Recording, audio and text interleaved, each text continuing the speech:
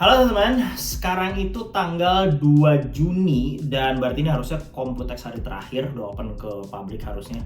Jadi gue udah punya beberapa highlight dan juga bahan-bahan yang cukup menarik dari Computex. Sorry baru sempat bikin sekarang vlognya. Mungkin kita mulai dari Ryzen AI dulu kali ya. Jadi ceritanya beberapa hari yang lalu gue dapet interview bareng sama David McAfee-nya AMD. Dia buka interview dengan beberapa media gitu, sedikit media, dimana dia berusaha jelasin konsep dari Ryzen AI. Ini masih konsep ya teman-teman. Nah, jadi mulai di APU Zen 4 yang Phoenix, itu berarti yang 7040, jadi 7 sekian 40 yang ada angka 4-nya di digit ketiga gitu ya. Akan ada AI Accelerator, kerjasama dari akuisisi Xilinx-nya mereka harusnya. Jadi biasanya AI Accelerator itu kan ditaruh di GPU. Tapi kali ini AI engine di Ryzen itu diletakkan pada chip atau SoC dari CPU-nya mereka. Dan menurut AMD, ini tipenya sedikit berbeda dari sebagian besar AI accelerator yang diletakkan pada GPU. Karena yang jadi prioritas bukan hanya performance atau throughput istilahnya, tapi power efficiency di sini. AMD expect ini akan dipakai untuk berbagai penggunaan di mana ada AI engine yang akan jalan terus di background gitu. Jadi misalnya kayak apa ya? Kayak audio noise cancelling gitu. Mungkin teman-teman udah sering dengar fungsi ini gitu ya. Kemudian juga background replacement. Jadi kalau kita lagi video call ganti background belakang gitu kan. Atau juga mungkin eye contact correction. Jadi kayak lagi ngomong sama teman-teman kayak gini, cuman matanya kan nggak selalu harus ngarah ke kamera, tapi itu nanti AI-nya bisa benerin matanya supaya gaze-nya itu selalu ke arah kamera gitu, dan juga beberapa fungsi lain gitu.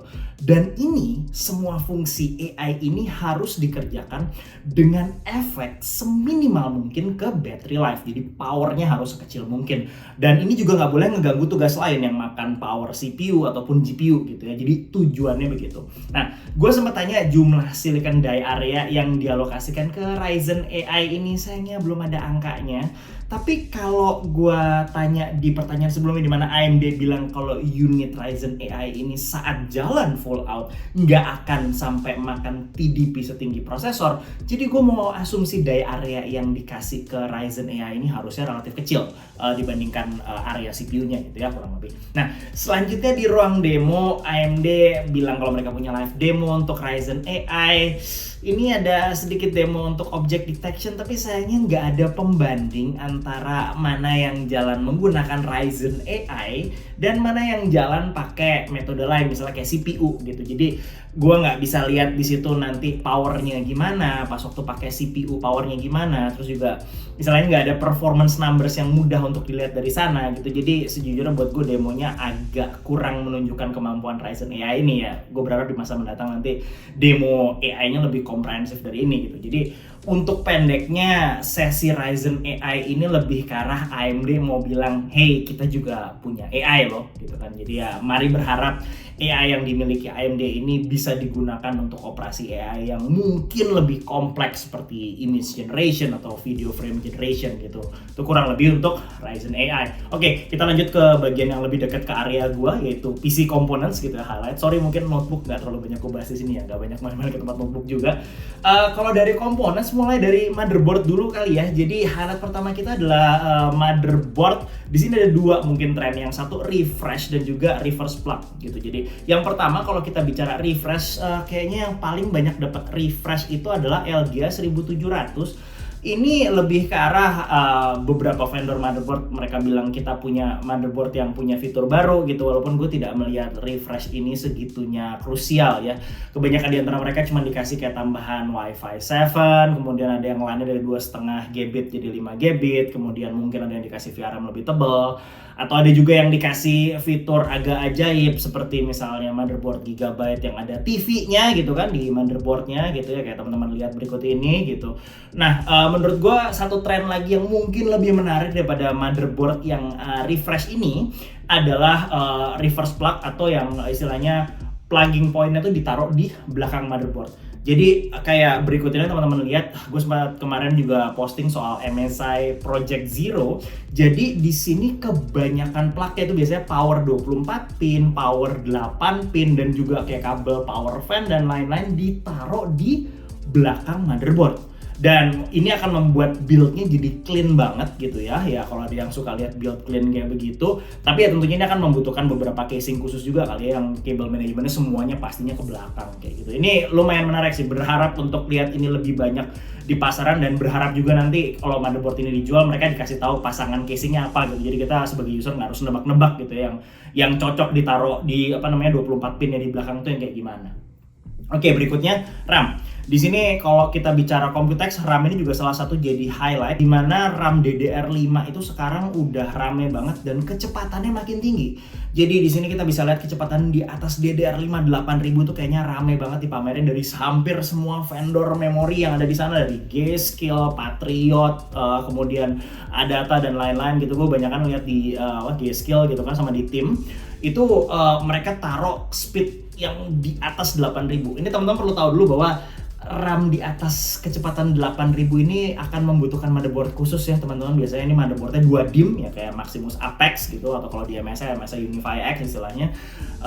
Dan biasanya ini akan membutuhkan memory controller spesifik, dimana kayaknya prosesor yang kompatibel cuman Intel 13 Gen Raptor Lake gitu.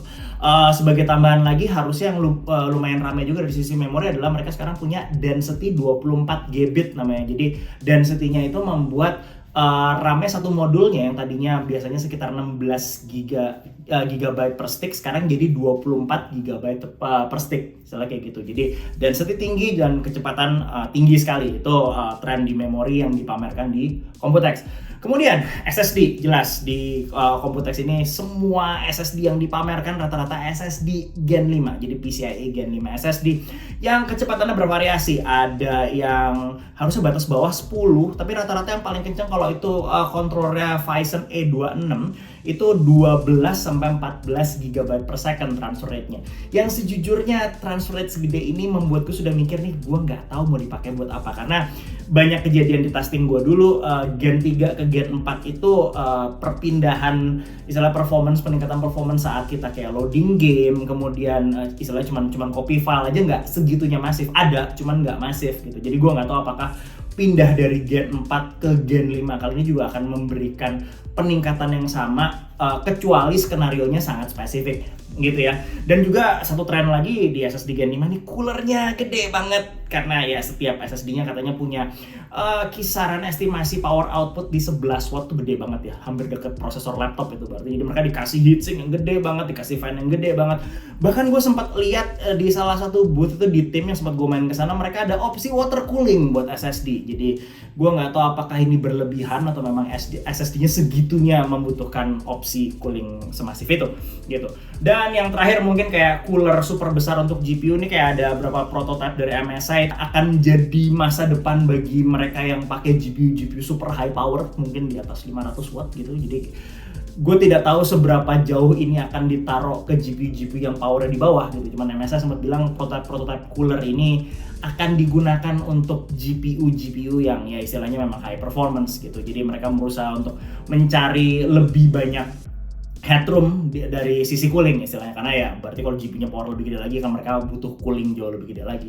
Dan kebalikannya di sini sekarang gue juga lihat sama-sama di MSI juga, di satu sisi mereka lagi promo istilahnya prototype cooler mereka yang gede, di satu sisi mereka berusaha untuk kayak ngasih segmen produk khusus yang coolernya kecil. Jadi kayak di situ ada 4070 mereka bikin jadi kayak 2 slot di situ. Itu mereka jadiin fitur, dan itu jadi produk line up baru gitu. Jadi ada nama Slim di belakangnya. Jadi agak lucu sebetulnya ya. Di satu sisi mereka berusaha pusing performance, di sisi lain mungkin mereka sadar ada user-user yang aduh saya nggak mau beli Vegia kalau coolernya segede gitu. Jadi mereka bikin sebuah produk line up sendiri untuk yang Vegia kecil. Kurang lebih kayak gitu kali ya. Gue sempat pengen main ke Floratech yang bikin solid state cooling, sayangnya nggak kesempatan buat main ke sana. Sempat main ke Asus Enterprise dan server, tapi masih agak-agak pusing sama hardware-nya, jadi cuman sempat foto sama Nvidia Grace CPU dan juga H100 GPU. Itu kayaknya hardware yang gue mungkin nggak bisa beli karena harganya bisa DP apartemen gue kayaknya gitu ya. Dan pas lewat booth G-Skill tadi sempat foto sama salah satu idola gue, Vince Lucido, itu yang atau teman-teman mungkin kenal sebagai Kingpin gitu ya, itu yang bikin Kingpin Cooling LN2 Pot dan juga Thermal Paste KPX. Jadi kayaknya sementara highlightnya begitu aja. Gue masih beberapa hari sih di Taiwan, jadi kalau teman-teman ada yang merasa apakah ada materi yang spesifik di sini perlu gue bahas, taruh di komen aja seperti biasa. Begitu aja untuk kali ini, sampai jumpa di video berikutnya. Bye-bye!